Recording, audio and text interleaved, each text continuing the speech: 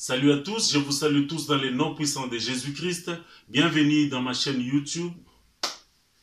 Salut à tous, je vous salue dans les noms puissants de Jésus-Christ.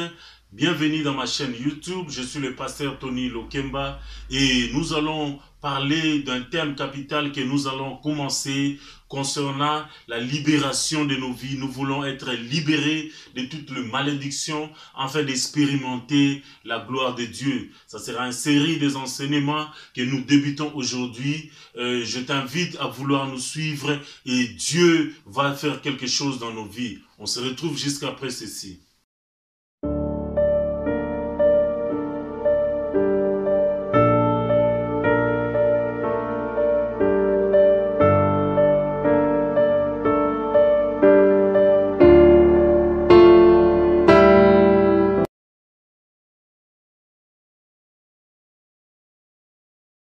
Salut à tous, aujourd'hui nous commençons une série des enseignements sur comment être délivré de toutes les malédictions pour vivre la bénédiction de Dieu. Nous voulons être délivrés, libérés de tout ce qui peut nous empêcher d'entrer dans notre bénédiction, de vivre la bénédiction de Dieu et d'expérimenter ce que Dieu a réservé dans nos vies. Donc nous allons parler dans cette série de comment se libérer de toutes sortes de malédictions. Et le deuxième point, pour entrer dans notre bénédiction. Et le troisième point, nous voudrons demeurer dans cette bénédiction. La Bible nous dit que Jésus est venu pour que nous puissions expérimenter la bénédiction de Dieu. Nous prenons le temps de parler avec des exemples, des choses qui se sont passées dans mon ministère, dans ma vie, des choses que j'ai expérimentées personnellement. Et nous dirons tout cela dans un seul but, d'emmener quelqu'un à expérimenter la bénédiction de Dieu. Alors le verset qui va soutenir cet enseignement, ça sera Galates 3, à partir de verset 13 jusqu'à 14. Là, la Bible nous dit que Jésus est devenu malédiction. Parce que selon la loi, il était écrit, maudit soit celui qui est pendu au bois. Donc lorsque Jésus est monté sur la croix, il est devenu malédiction. Il est devenu malédiction pour quel but? Pour que toi, pour que moi, pour que nous puissions entrer dans la bénédiction de Dieu. C'est ça le souci de Dieu. Il veut que tu puisses entrer dans la bénédiction. C'est comme les enfants d'Israël. Le souci de Dieu était qu'ils puissent entrer en Canaan, dans un pays où coule le lait et le miel. Oui, bien-aimé, la Bible dit, Psaume 34, verset 8, que Dieu est bon, que nous devons goûter, tester et sentir combien Dieu est bon. Dieu est bon. Et nous devons goûter cela, nous devons tester cela. Voilà pourquoi tout ce qui empêche que tu puisses entrer dans ta vie doit être jeté, doit être brisé, doit tomber. L'apôtre Paul dit, nous devons renverser toutes les forteresses. Nous allons renverser toutes les forteresses. Je ne laisserai une pierre sur une autre pierre qui ne soit renversée. Nous allons entrer en profondeur afin que tu puisses voir d'où vient la cause. Pourquoi la situation ne change pas? Pourquoi tu n'entres pas? Pourquoi tu n'expérimentes pas? Alors sois avec nous jusqu'à la fin, parce que nous ferons des prières, nous ferons des déclarations, nous arriverons jusqu'à la fin, afin que tu puisses entrer dans la délivrance, dans la bénédiction et dans le plan de restauration de Dieu. Alors pour commencer, j'aimerais te donner ce témoignage. Ce témoignage, c'est d'une femme que j'ai connue il y a de cela très longtemps, vers les années 2001. Je donnerai un nom à cette femme, je dirais Suzanne, ce n'est pas son propre nom. Cette femme qui était divorcée et mère de 5 enfants. Il vivait dans une petite maison qu'on appelait studio. Et malgré qu'elle travaillait, elle vivait dans des souffrances et des moments de difficultés. Alors, comment est-ce que j'ai rencontré cette femme? Il y avait un frère qui priait dans mon église, dans notre église, lorsque nous avons commencé. Alors, un jour, ce frère est venu et il venait vraiment me supplier. Homme de Dieu, please, tu dois venir prier pour cette maman, une maman que j'aime beaucoup. Et tous ses enfants sont malades. Si tu ne viens pas, il peut risquer de perdre l'un de ses enfants. Alors, je suis arrivé là-bas Lorsque nous sommes entrés dans la maison, j'ai vu tous les enfants étaient couchés par terre, ils souffraient et le médicament que le docteur donnait ne répondait plus. La maman avait le main sur la tête, elle ne savait pas que faire, elle était dépassée. Et lorsqu'on est entré, je lui ai dit, sois calme, nous allons prier. Et on a prié le Seigneur. Et le Seigneur nous montra, il y avait une ombre noire qui couvrait, c'était une ombre de la malédiction qui couvrait cette famille. On a imploré la grâce de Dieu et tellement qu'on a supplié le Seigneur a montré des signes. La porte s'était ouverte miraculeusement dans une vision que j'ai eue et un ange de l'Éternel entra, la lumière entra dans la maison. Et je priais pour tous les enfants, j'ai dit à la maman, ne t'en fais pas, Dieu a guéri, viens demain et je vais te parler en long et en large. Le lendemain, lorsqu'on avait prière, la maman venant, elle était en train de danser, de jubiler. Dieu avait agi, les enfants étaient tous guéris miraculeusement. Et c'était maintenant le début d'une relation. Et je commençais à l'enseigner concernant le principe de Dieu et ce qui avait causé cette main noire. Et avec le temps, Dieu commença à bénir sa vie. La lumière de Dieu entra dans sa vie. Elle vit, sa vie commence à luire. Elle commençait à progresser. Les choses qu'elle faisait réussissaient. Elle allait en s'enrichissant et sa vie a changé. Jusqu'au point où elle a commencé à louer une grande maison où vous pouvez rester à l'aise avec les enfants. Et Dieu puis même envoyer un homme pour la soutenir dans la vie. Vous voyez? Aussi longtemps que la malédiction était là, rien ne pouvait se passer. Mais lorsque la malédiction est tombée, sa vie est entrée dans le plan de bénédiction, le plan de prospérité, de guérison et de stabilité est revenu dans sa vie. Vous voyez, Dieu l'avait restauré, Dieu avait changé sa vie. Bien-aimé, aussi longtemps que la malédiction nous couvre, on peut travailler, mais on ne verra pas le succès. On peut faire tout ce que nous pouvons faire, on va arriver à des obstacles. Mais une fois la malédiction est ôtée, nous entrons dans le processus de Dieu. Nous entrons dans le processus d'élévation. Nous entrons dans le processus de guérison. Je n'avais pas prié pour la prospérité. J'ai seulement prié pour que la malédiction puisse partir. Lorsque la malédiction est tombée, la restauration est entrée, la richesse est revenue, l'élévation et le succès s'est manifesté. C'est très important. Jésus est venu afin que la malédiction puisse quitter ta vie et que tu expérimentes la bénédiction. Est-ce que tu peux dire avec moi, Jésus est devenu malédiction pour que je puisse vivre la bénédiction de Dieu. Que Dieu te bénisse pour avoir dit cela et il te sera fait selon ta foi. J'aimerais que tu puisses comprendre la nature de la malédiction ainsi que de la bénédiction. Par définition, nous comprenons la bénédiction ainsi que de la malédiction, c'est un véhicule de la puissance surnaturelle. Cela n'est pas seulement naturel, mais nous avons affaire à quelque chose de surnaturel. Vous verrez l'exemple d'Isaac en bénissant Jacob. Il n'a prononcé que de paroles. Et lorsque Ésaü est venu, il lui a dit, je n'ai plus de bénédiction. Vous comprenez? C'est quelque chose de spirituel. Ça n'a rien à voir avec le matériel. Alors bien aimé, comment est-ce que les gens reçoivent la malédiction ou la bénédiction?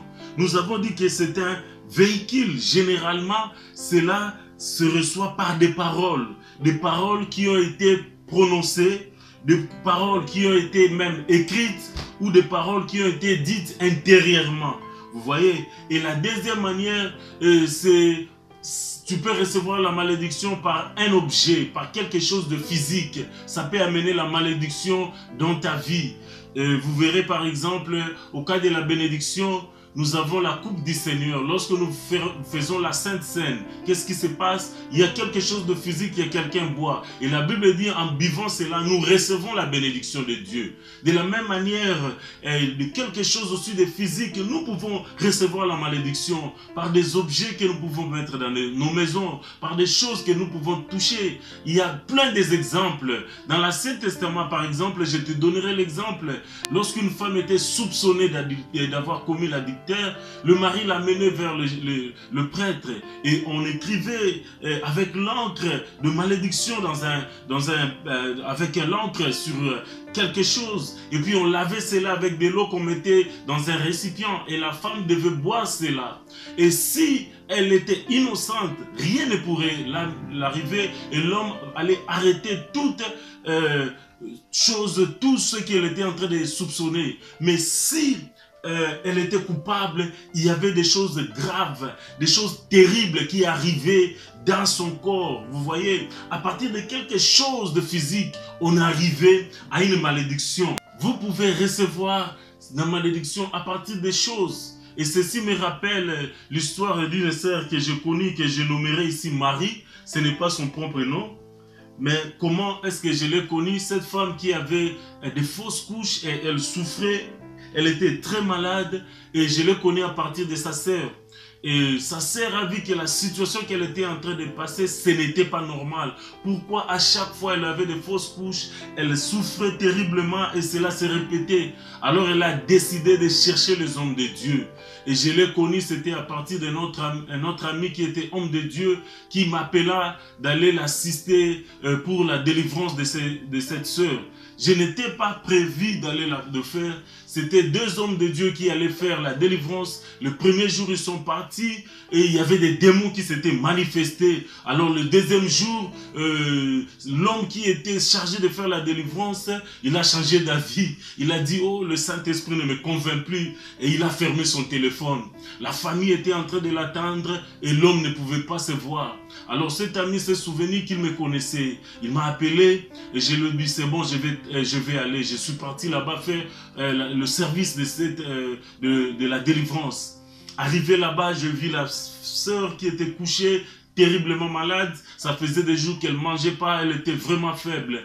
Et on a commencé la prière. Jusqu'avant de commencer la prière, lorsqu'on priait, le Seigneur me montrait que c'était des cas de malédiction. Alors on a commencé le service de la délivrance. Je lui ai parlé des choses concernant la libération, comment être libéré de la malédiction. Et le Saint-Esprit a révélé. Et juste après maintenant, elle nous raconta l'histoire. Avant de connaître l'homme qu'il vivait avec, elle était engagée à un certain homme religieux. Alors cet homme-là, ils avaient fait des cérémonies pour qu'ils soient ensemble. Dans ces cérémonies, ils ont écrit des choses sur un papier. Et ils ont mis cela, ils ont brûlé cela, ils ont mis ça dans l'eau et la femme a bu ça. Et on l'avait coupé aussi certains tissus de son vêtement, on avait fait avec ça des cérémonies. Mais après qu'ils se sont séparés, malgré qu'ils s'étaient séparés, mais il y a maintenant des répercussions qui arrivaient dans la vie de cette femme. Vous voyez, elle ne pouvait pas tenir dans un mariage. Alors, nous avons fait la délivrance, nous avons coupé ces choses et nous avons chassé tous ces démons. Après cette délivrance, la femme qui ne pouvait même pas se tenir debout, elle a mangé ce jour-là, la force est revenue, elle est partie même nous accompagner. Alléluia. C'était un miracle qui s'est passé. Et après le temps, elle a continué avec la grossesse et elle a mis au monde une jolie fille. Et après le temps, après des années, sa vie a changé, la vie de son mari a changé, ce couple-là a commencé à réussir et à monter. Et au moment où je vous parle, parce qu'ils étaient du Burundi, ils ont eu un coup de téléphone, le mari a été nommé ministre au Burundi, ils sont retournés, ils vivent là, ils ont beaucoup d'enfants et leur vie a changé. Vous voyez, je n'avais même pas prié pour la prospérité, je n'ai pas prié pour l'élévation, mais on a seulement brisé cette malédiction. Lorsque la malédiction est partie, leur vie a changé totalement. Vous savez, je vais vous dire, il y a beaucoup de gens qui ne connaissent pas comment sera leur vie lorsque la malédiction tombe. Ils ne savent pas comment ils seront lorsque la malédiction parte. Mais laisse-moi te dire, Dieu a de merveilleux projets pour toi. Il dit, je connais les projets que j'ai formés sur toi. Lorsque la malédiction tombe, il y a des programmes de prospérité pour te garantir un avenir et de l'espérance. Il y a l'épanouissement, l'ouverture, l'élévation. Lorsque la malédiction tombe, ta vie ne sera plus la même. Tu iras de gloire en gloire et de succès en succès. Tu vas témoigner la gloire de Dieu, tu vas rayonner, tu seras dans la joie. Parce que c'est ça les choses que Dieu t'a destinées. Est-ce que quelqu'un croit à ces choses? Est-ce que quelqu'un qui me suit croit à cela? Dieu a des plans merveilleux pour te donner un avenir et de l'expérience. Est-ce que tu peux me dire avec moi, hey Yahweh, Dieu t'aime, il veut changer ta destinée. Alléluia. Nous allons nous arrêter aujourd'hui dans ce point ici que je vais parler pour que tu puisses comprendre qu'est-ce qu'est la bénédiction et qu'est-ce qu'est la malédiction. Pour que tu puisses comprendre cela, il y a un livre dans la Bible qui nous parle de cela en détail. C'est Deutéronome 28, à partir du premier verset jusqu'à la fin. Le 14 premier verset parle de la bénédiction. Et le verset qui suit, ça parle de la malédiction. Alléluia. C'est très important que nous puissions comprendre les 7 bénédictions ainsi que les 7 malédictions. À ma main droite, il y a les 7 bénédictions que Dieu nous a données. Il y a l'exaltation, tu seras en haut. Il y a la productivité, tu seras fécond. Il y a la santé, tu seras en bonne santé. Il y a la prospérité ou la réussite. Il y a la victoire. Tu seras la tête et non la queue. Et à ma gauche, il y a les 7 malédictions. Et tu verras que ceci est opposé l'une à l'autre. La bénédiction ainsi que la malédiction, ils sont opposés. Il y a l'humiliation, il y a l'incapacité de reproduire, c'est-à-dire la stérilité. Et j'aimerais te dire, la stérilité d'une manière ou d'une autre est une œuvre de la malédiction. La plupart des gens que Dieu avait appelés, il avait ôté la stérilité dans leur vie. Le cas d'Abraham, le cas d'Isaac. Vous voyez, la malédiction, la stérilité, des fois, d'une manière ou d'une autre, cela est vraiment une malédiction. Au verset 4, il y a le point 4, c'est la pauvreté. Le point 5, c'est la défaite. Le point 6, tu es la queue, tu n'es pas la tête. Au point 7, tu es en bas. Vous voyez, donc le 7 bénédictions et les 7 malédictions. Et le souci de Dieu est que toutes les malédictions puissent tomber et que tu puisses expérimenter la bénédiction. La croix de Jésus te fait traverser de la malédiction à la bénédiction de Dieu. Alléluia. Jésus est venu pour que tu puisses expérimenter la bénédiction. Maintenant, à partir de ces 7, on est arrivé à une conclusion que je vais te donner de caractéristiques de la malédiction. Premièrement, vous verrez qu'une personne qui est sous la malédiction de manifester la dépression mentale ainsi que des émotions. Tu vois, il est toujours stressé. Oh, je me suis dégoûté de la vie. Tu vois, tous ces gens-là, il est vraiment stressé, dégoûté de la vie, il est abattu. Et c'est là même des gens dans les suicides. Ce sont les signes de la malédiction. Le deuxième point, ce sont des maladies répétées ou chroniques. Vous connaissez ce genre de maladies? Des genres de maladies dont tu vas à l'hôpital, les docteurs ne peuvent rien voir, les médecins cherchent la source, ça n'arrive pas. Et cela m'est arrivé il y a de cela quelques années. Un frère était hospitalisé à l'hôpital et on l'avait amené dans l'hôpital ici à Cape Town, à Grotescrie. Je suis sûr beaucoup connaissent, c'est une grande hôpital ici en Afrique du Sud. Et ce frère était hospitalisé plus de 2 mois et les docteurs ne pouvaient pas détecter la maladie. Et on a appelé des spécialistes mais rien n'allait. Et le frère allait perdre sa vie. Et c'est à ce moment-là qu'il m'appela au téléphone.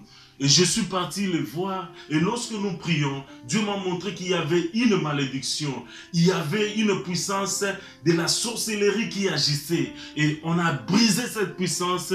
Et après cela, le soir, les médecins ont venu. Ils ont détecté que le frère souffrait de l'appendicite. Alléluia.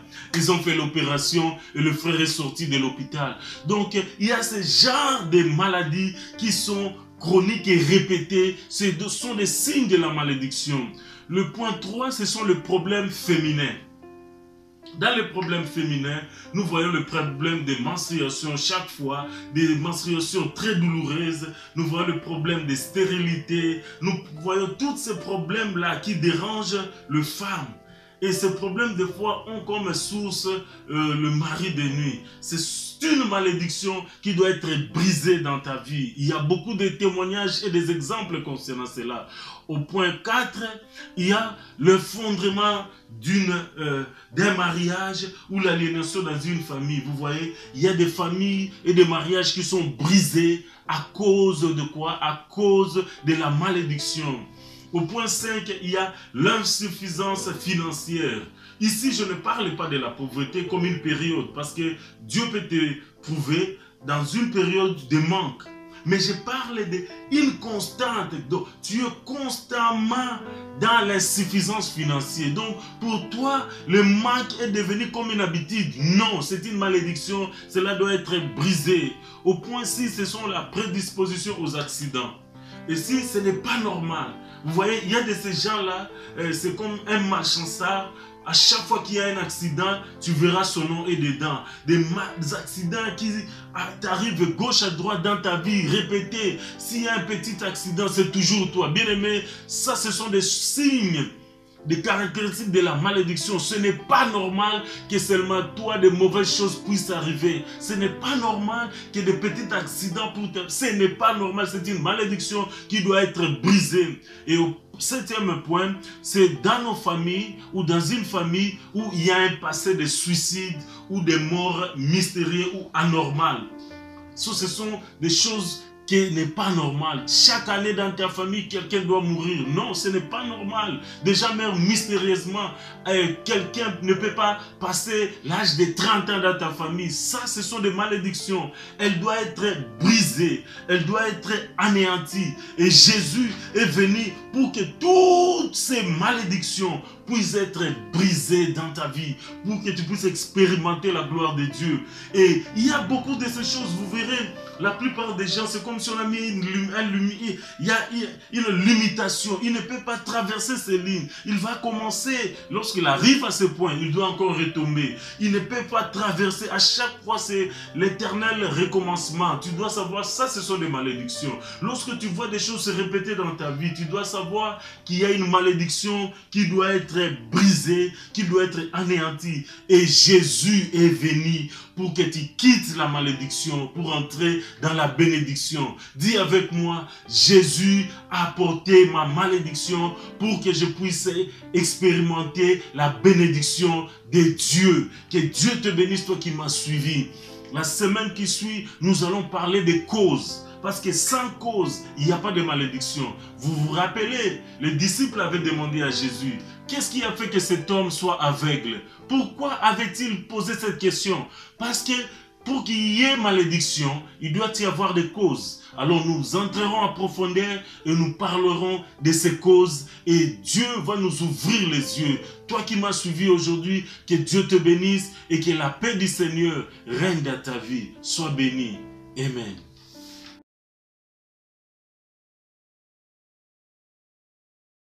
Merci à tous de m'avoir suivi. Toi qui as aimé ces enseignements, ne manque pas de t'abonner dans notre chaîne pour recevoir plus d'informations concernant ce genre de messages. Et si tu as des questions, tu peux le mettre dans les commentaires et nous essayerons par la grâce de Dieu de répondre. Et si tu veux que nous puissions donner encore d'autres séries et des enseignements concernant un point qui y est vraiment ombre dans ta vie, tu peux le mettre dans les commentaires et nous allons parler de cela dans des séances qui suivent.